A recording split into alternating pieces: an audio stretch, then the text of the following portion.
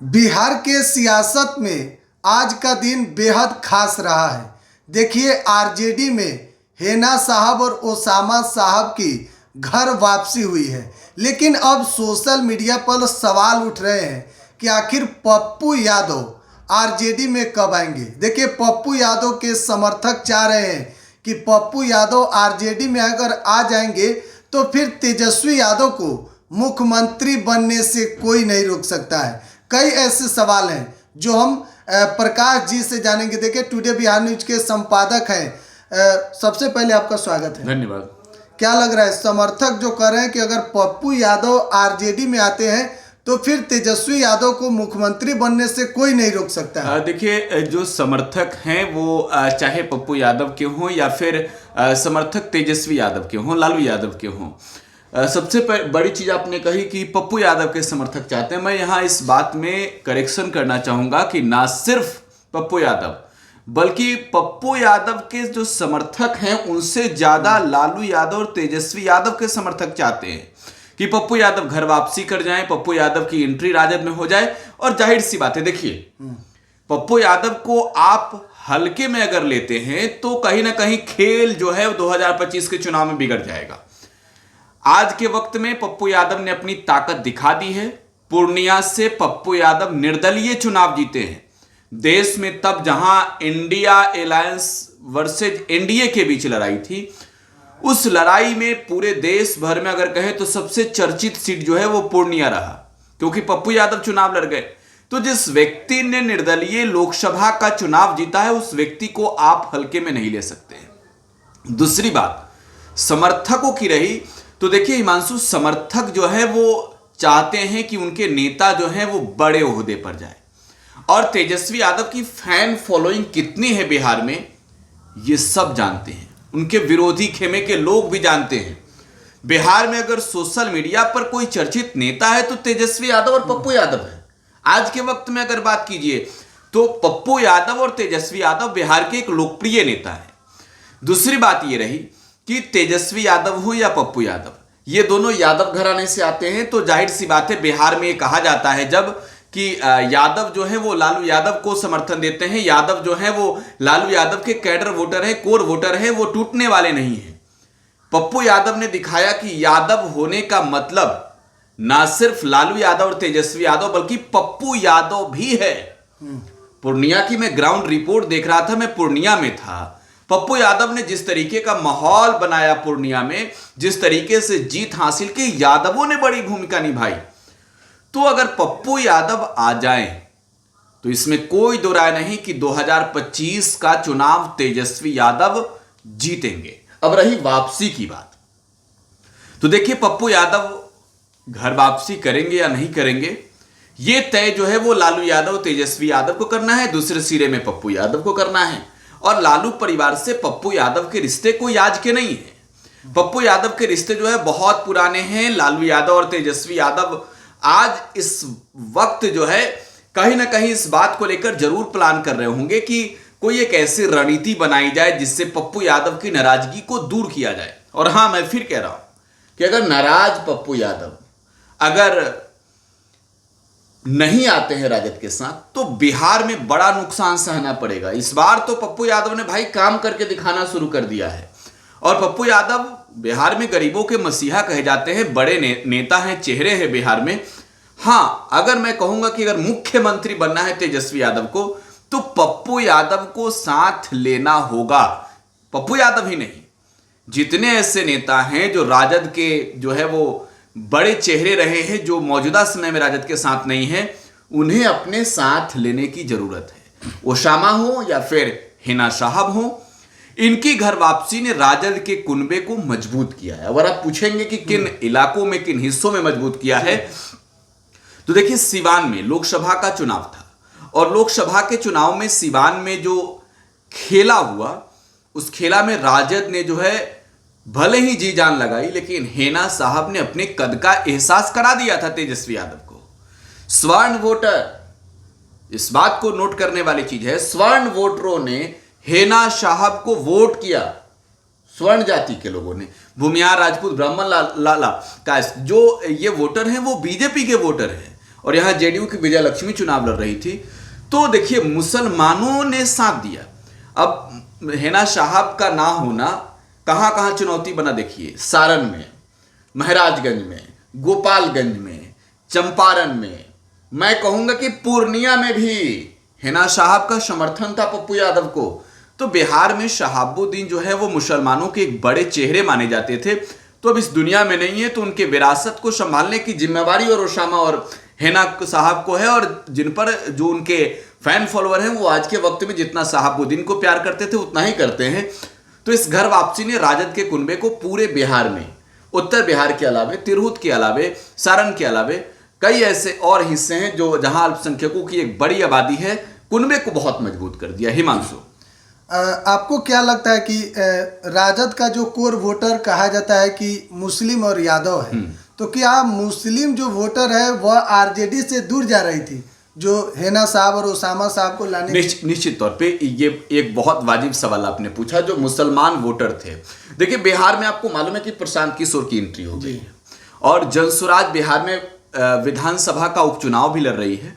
तो ये उपचुनाव प्रशांत किशोर के लिए आप समझे तो एक टेलर है। और इस उपचुनाव में अगर आप देखेंगे तो बेलागंज सीट जो गया का बेलागंज है, जहां पर सुरेंद्र यादव 2020 में जीते थे हिमांशु, और अब वो संसद के सदस्य हो चुके हैं, सांसद बन चुके हैं जहानाबाद के। तो बेलागंज सीट पर मोहम्मद जावेद को टिकट दिया, ठीक है, जनसुराज ने। हाँ, तो बेलागंज सीट पर प्रशांत किशोर ने मैदान में प्रत्याशी को उतारकर यह स्पष्ट कर दिया कि भाई हमारी रणनीति को समझ लो, हमारे खेल को समझ लो, हम मुसलमानों को जो है वो ज्यादा से ज्यादा तवज्जो देंगे। और मुसलमान को अगर बिहार में प्रशांत किशोर तवज्जो दे रहे हैं तो एक रणनीतिकार बड़े हैं प्रशांत किशोर, खेला बड़ा करना जानते हैं। राजद में टेंशन बढ़ गया था, राजद के नेता जो है वो चिंतित हो गए थे कि भाई हमारे कोर वोटर हैं जिनके नाम पर हम सियासत में एक बड़े ओहदे पर हैं, अगर वो हमसे नाराज होते हैं। और लोकसभा के चुनाव में इसका परिणाम देखने को मिला। लोकसभा के चुनाव में अररिया सीट राजद हार गई, जो जहां मुसलमानों का बेल्ट माना जाता है। हालांकि ठीक बगल में आप देखें तो किशनगंज कांग्रेस जीत गई, कटिहार कांग्रेस जीत गई, निर्दलीय पप्पू यादव जीत गए पूर्णिया में। मुसलमानों ने पूर्णिया में राजद को वोट नहीं किया, वोट क्या समझिए तो बिल्कुल सपोर्ट नहीं किया, इतना सा भी नहीं किया।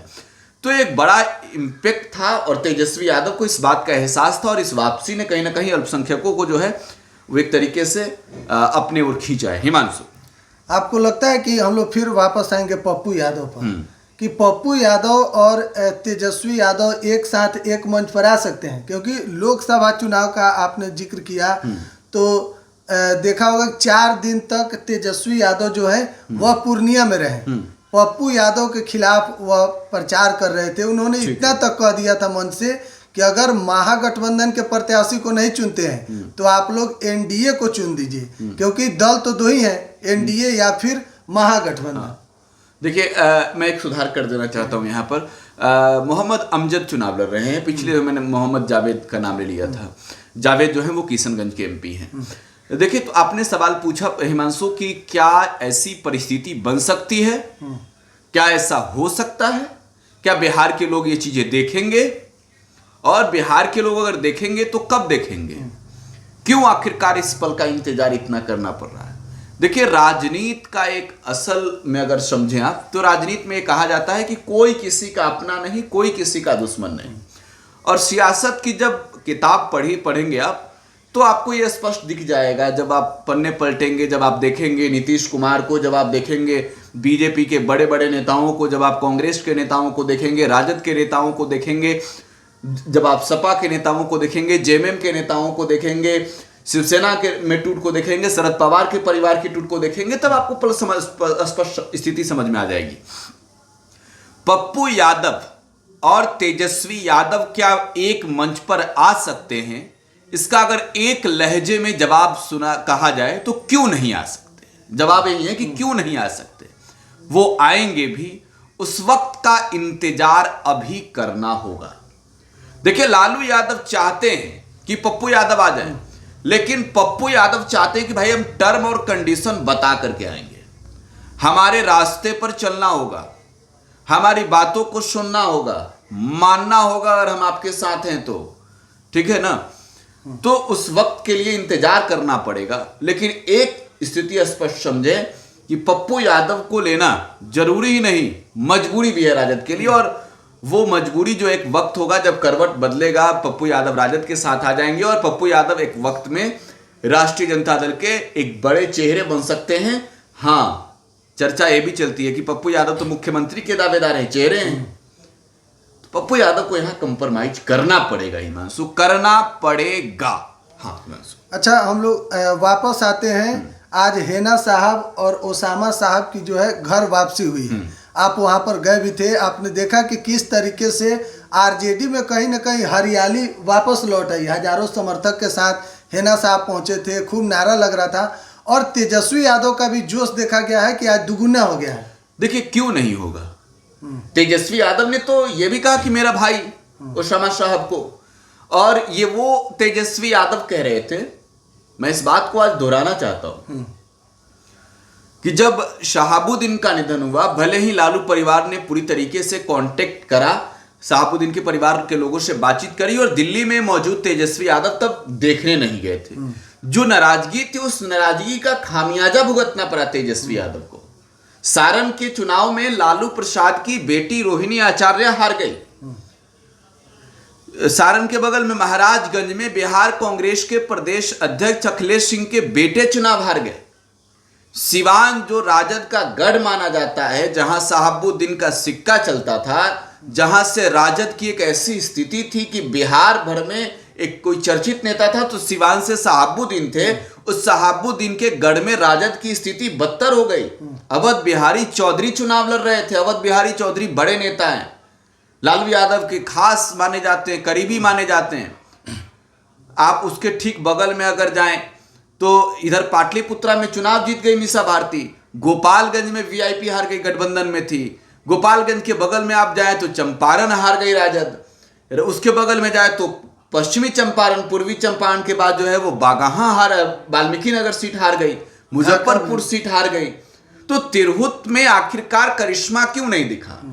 तो एक चीज स्पष्ट है कि अगर हेना साहब की एंट्री हुई है, वापसी हुई है, तो हर नेताओं की वापसी जो है वो कहीं ना कहीं ये दिखाता भी है कि एक मजबूत जनाधार वाले नेता जब आते हैं तो एक जनसमर्थन भी उनके साथ आता है। और आज आपने देखा हो कि हजारों लोगों ने जो है वो हेना साहब के साथ राष्ट्रीय जनता दल की सदस्यता ग्रहण की है। तेजस्वी यादव की ताकत दोगुनी नहीं चौगुनी हो गई हिमांशु। अच्छा, जाते जाते आखिरी सवाल पूछेंगे, क्या लगता है ओसामा साहब 2025 में आरजेडी के टिकट से चुनाव लड़ सकते हैं या फिर हेना साहब? बिल्कुल लड़ेंगे, दोनों लोग लड़ेंगे। और मैं तो कहूंगा कि इस डील पर जो है वो अगले रिपोर्ट में हम लोग चर्चा कर ली जाए। अगले रिपोर्ट में अपने दर्शकों को ये बता दी जाए कि कौन कौन वो सीट हो सकता है। और मैं आज ये कंफर्म कर रहा हूं कि ना सिर्फ हेना साहब बल्कि ओसामा साहब भी चुनाव लड़ेंगे बिहार विधानसभा का 2025 के चुनाव में। और तेजस्वी यादव ने कहा ना सवाल के जवाब पार्टी तय करेगी। मैं आज ही कह दे रहा हूं कि पार्टी ने तय कर लिया है, सीट का राज भी खोल देंगे हम। लेकिन अगले रिपोर्ट में हमारे दर्शकों को कुछ कहिए कि बने रहे हमारे साथ। हम जो है वो अगली रिपोर्ट जब लाएंगे, जब जिस स्टोरी में हम शहाबुद्दीन के सिवान की चर्चा करेंगे, जिस स्टोरी में हम फिर कल रात इसी समय, हाँ, जब हम लोग फिर बात करेंगे कि किस तरीके से शहाबुद्दीन के गढ़ में जो है वो अब लालटेन जलने वाला है फिर से लंबे समय के बाद, तब ये सीट बता देंगे। जी हाँ।